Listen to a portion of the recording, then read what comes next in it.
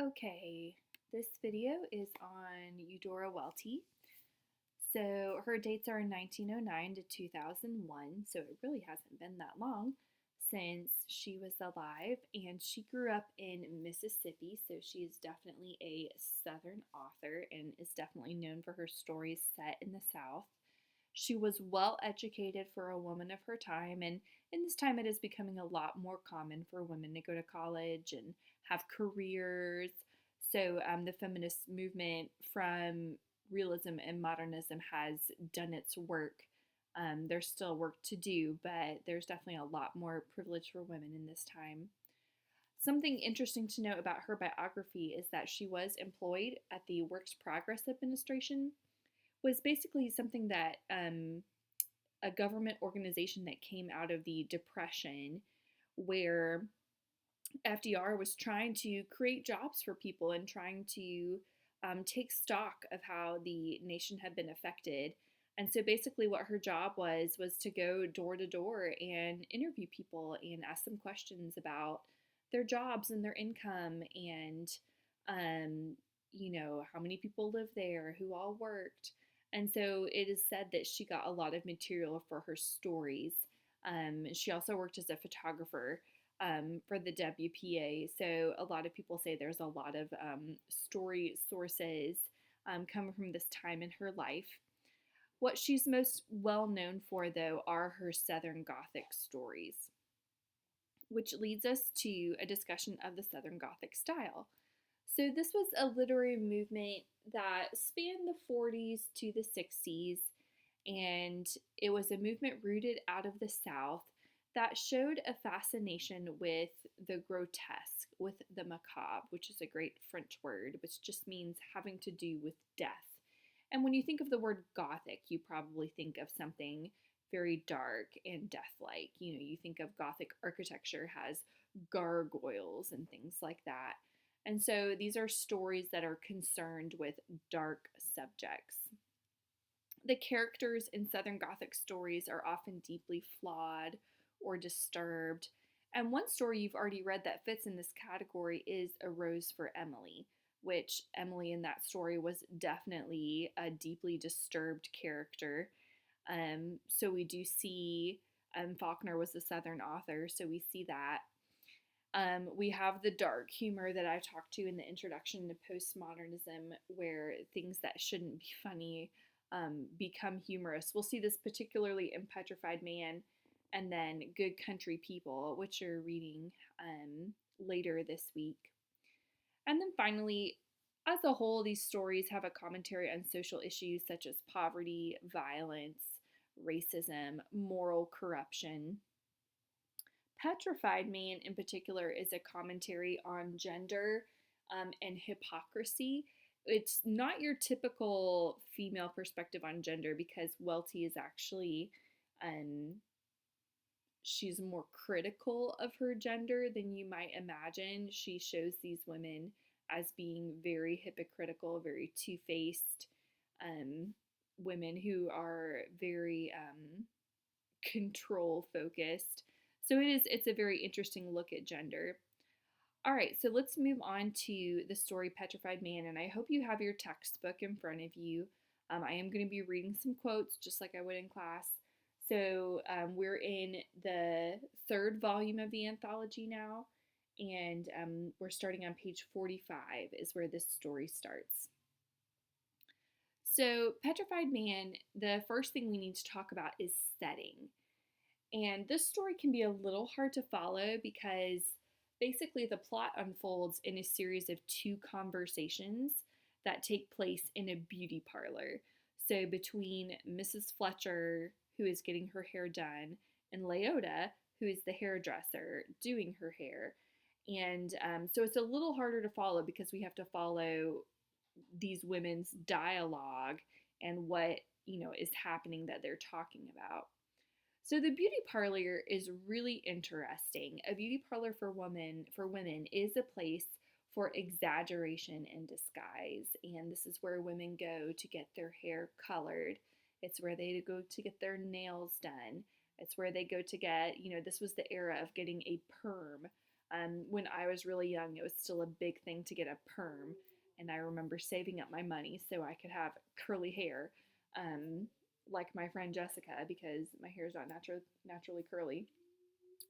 And the women, this was something that they did much more regularly. Think of, if you've seen the movie Steel Magnolias, think about that. They all go to the beauty parlor, and another thing that really happens there a lot, of course, is gossip, right? I feel like that's still the case. My mom's hairstylist knows everything that's happening in Greenville. She knows stuff that's happening at North Greenville before I do, because she's in the know, because she's a hairstylist. So it is interesting how that is still the case today. We also see a really interesting parallel between the beauty parlor and the freak show. So one of the things the women talk about, there's a traveling freak show in town, and which, freak shows are no longer a thing, but in this time period it was a big thing. It was almost like a circus, and they would have these different booths where you would pay money to go in and look at, you can't see me using air quotes, a freak, and many of them were fake. Some of them were real. And let me just read you a little bit here. On page 45, a couple paragraphs in, they're talking about this new woman in town, Mrs. Pike.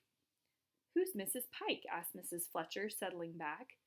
"Hidden in this den of curling fluid and henna packs, separated by a lavender swing door from the other customers who were being gratified in other booths, she could give her curiosity its freedom." She looked expectantly at the black part in Leota's yellow curls as she bent to light the cigarette. So I hope you can see there, again, if you can do a little research on this, of what freak shows were like, back in the 40s, 50s. But this idea of that they were all in separate little booths, and they paid to be there. And once you were in your little booth, you could be openly curious. You could openly gossip and gawk at people. And that's exactly what happened in the freak show. So in a lot of ways, this Welty's story, Petrified Man, is a commentary on the women, basically saying that in some ways they are the freak show. Even the description of Leota's hair, the black part in her yellow curls, you can see the emphasis there on her disguise, right? So, when you get your hair colored and it grows out, you get this racing stripe in the part where the dark hair, your roots are showing, is what's happening there. And finally, the beauty parlor is definitely a place of power and self-expression for women. This was their hub. This is where they came together to connect with one another. And so, we can see a lot of significance in the fact that this story unfolds in a beauty parlor, and all the details come out into the light in this particular setting. So that's interesting. All right, so now let's talk about the characters. All the different characters here represent Southern stereotypes. Leota is the hairdresser. We mentioned this. So basically the stereotype of kind of the gossipy hairdresser who knows everything that's happening in the town. Mrs. Fletcher, if we had to pick a main character, it would probably be Mrs. Fletcher. She is your very proper Southern woman who wants everything to be just so, and she likes to be known for everything being proper and done the right way, and she's kind of a socialite in that, she wants to maintain a certain image. And part of the story is that Mrs. Fletcher is very early pregnant, and it seems that somehow people know. There's a rumor going around. People, are talking about, I think Mrs. Fletcher's pregnant. She doesn't want people to know yet, even though she's married. So that's an interesting component. She wants to protect her image. And then Mrs. Pike is this new woman in town, and she's from New Orleans. And the stereotype there is that she's very superstitious, which is a very typical stereotype of someone from the New Orleans area, that, there's the emphasis on voodoo and other superstitions. So like I said, all these women represent Southern stereotypes. And another interesting component, and this speaks to the title of the story, is that all these women have control over their husbands. And again, if you think about the title, Petrified Man, Welty is painting a caricature of these women who are controlling, and their men are, in a sense, paralyzed. They're under the thumb of these women. It's not a very flattering picture of either gender. So let me read you a couple quotes pertaining to that idea. Turn to page 48. So turn over a page or two. And here the women are talking about the different freaks that Leota saw at the freak show. And it's funny, they keep comparing them to their husbands. So about halfway down the page, they talk about the Pygmies at the freak show. So it says here, Leota's talking, and she said what Mrs. Pike liked was the Pygmies. They've got these Pygmies down there, and Mrs. Pike was just wild about them. You know, the teeniest men in the universe. Well, honey, they can just rest back on their little bahunkus and roll around, and you can't hardly tell if they're sitting or standing. That'll give you some idea. They're about 42 years old. Just suppose it was your husband. Well, Mr. Fletcher is 5'9" and 1/2, says Mrs. Fletcher quickly. So she definitely knows how tall her husband is. Fred's 5'10", said Leota, but I tell him he's still a shrimp, account of I'm so tall. So that's an interesting comment as well, comparing their husband's height. Then if you go further down the page, they talk about this Petrified Man, and we'll come back to him. But at the end of that page, the end of that discussion, they also say, how'd you like to be married to a guy like that? All he can do is he can move his head just 1/4 of an inch, and of course he looks just terrible. I should think he would, said Mrs. Fletcher frostily. Mr. Fletcher takes bending exercises every night of the world. I make him. So that's an interesting comment to make too.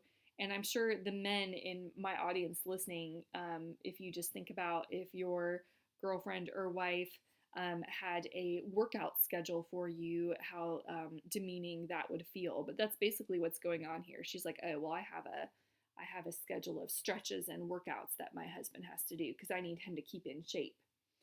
And then the very next comment Leota makes at the top of the page, all Fred does is lay around the house like a rug. I wouldn't be surprised if he woke up someday and couldn't move. So their husbands are portrayed as very powerless, while these women are the powerful ones. But again, it's not in a very flattering way. It's more of a satire. And then I'll also read a quote about Mrs. Pike. If you'll flip over a couple more pages to page 52, this is where Mrs. Pike figures out that the Petrified Man in the freak show was actually a wanted criminal. He was a serial rapist, and decides she's going to turn him in for the reward money. And look at the bottom of page 52, this last paragraph. Well, said Leota, at first Mr. Pike didn't want to do anything about it. Can you feature that? Said he kind of liked the old bird and said he was real nice to him, lent him money or something. But Mrs. Pike simply told him he could just go to hell, and I could see her point. She says, you ain't worked a lick in 6 months, and here I make $500 in 2 seconds, and what thanks do I get for it? So she basically, Mrs. Pike takes the situation in her own hands. And of course, it's also disturbing that her husband has sympathy for a serial rapist. So there's all kinds of gender commentary going on here. But that's the main thing I want to pull your attention to is how these women control their husbands. So we see that in the characterization. And then we also have some really significant symbolism. And what's interesting is the symbols in the story are the freaks that the women encounter at the freak show. So one of the first things they discuss are these conjoined twins. And, they're deceased conjoined twins who have been preserved in a bottle. So go back. Sorry, I'm having you flip around a lot. Go back to page 48. Let me read you a little bit here. About 8 lines in. Well, honey, they got these 2 twins in a bottle, see? Born joined plumb together. Dead, of course. Leota dropped her voice into a soft lyrical hum. They was about this long, must have been full time all right, wouldn't you say? And they had these 2 heads and 2 faces and 4 arms and 4 legs, all kind of joined here. See, this face looked this away, and the other face looked that away over their shoulder. See? Kind of pathetic. And so this is really interesting, the focus on how these twins have two faces that look in two different directions. And a lot of critics will say that this is a commentary on the women's hypocrisy, that they are also two-faced in the way they talk to each other, in the way they talk about their husbands and to their husbands. Um, there's a lot of hypocrisy going on here in what they see as true and important and how they present themselves. So the conjoined twins are symbolic of that. The Pygmies, I read you a quote about them. They just represent the smallness of the men in the story, as well as the Petrified Man. And I won't get too deep into this, but petrification is an actual like medical thing that can happen where your joints can slowly, I'm trying to think of the word, like fuse together so you lose movement and become paralyzed. I think there's a Grey's Anatomy episode on it. I'm sure there is. Of course, in this case, it's a fake. The man is not actually petrified, but that's how he's being portrayed as a freak. As basically like he's slowly turning to stone and he can just barely move as a human. And that again represents the paralysis of the men in this story. There's another anecdote, I won't read it, where the women talk about this other woman who was going into labor and decided she wanted to get her hair done. And of course her husband's trying to get her to the hospital, but he can't do anything. She's in complete control of the situation. So like I said, this whole story is such a commentary, kind of a dark comedy on Southern just ridiculousness. I don't know how else to say it. A woman getting her hair done while she's in labor because she wants to look nice at the hospital. Like it's insane. It's funny, but it's insane. But anyway, so the Petrified Man represents the smallness of the men in this story. And so overall here, what we see is themes of hypocrisy and gender roles. And I do want you to take away this idea that this is satire. There's a lot of hyperbole here and a lot of humor. The dark humor we see in this story is, again, the way that they talk about this man as a serial rapist. Like, that shouldn't be funny. Someone who, a man who is a criminal in that he objectifies and rapes women is not humorous. But the way it's told in the story, there's some humor there. So that's what you're looking at with the dark humor. One more thing I want to point out that I don't have on the PowerPoint slide, but I think this is significant, is at the very end of the story, the only male character who has, a voice in this story is a young boy named Billy. Billy is Mrs. Pike's son, and Billy hangs out at the beauty parlor just because he's got nothing better to do. He's a little kid. He's looking for snacks. And at the end of the story, Billy gets into trouble, and of course the women spank him. And it becomes apparent that he's been listening to them.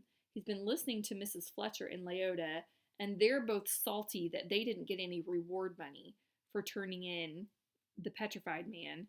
And so, as he finally gets away from them as they're spanking him. And the last words of the story on page 54, it says, Billy Boy stomped through the group of wild-haired ladies and went out the door, but flung back the words, "If you're so smart, why ain't you rich?" And that is very insightful. Basically, he's saying, like, well, if you guys are as smart as you say you are, you would have figured out that the Petrified Man was the criminal, and you would have gotten the reward money. So here we have a male character who not only has insight, but he has a voice, and he's able to defy these women, unlike his adult counterparts. So what Welty is saying here is that the passivity of the men is not inherent in being male. It's what they are products of society. And so it is true that the South was definitely a matriarchal culture, especially post-Civil War, because so many men have been killed. And that's a whole nother thing you could delve into. But I love that little detail at the end that Billy is a very insightful, vocal young boy speaking back to these hypocritical, sassy women. And so, again, if you are from the South, then I'm sure this story speaks to you as it speaks to me. It feels like I'm reading about my own great aunts and uncles. But a really great example of Southern Gothic literature, especially with the elements of the freak show and the humorous elements involved.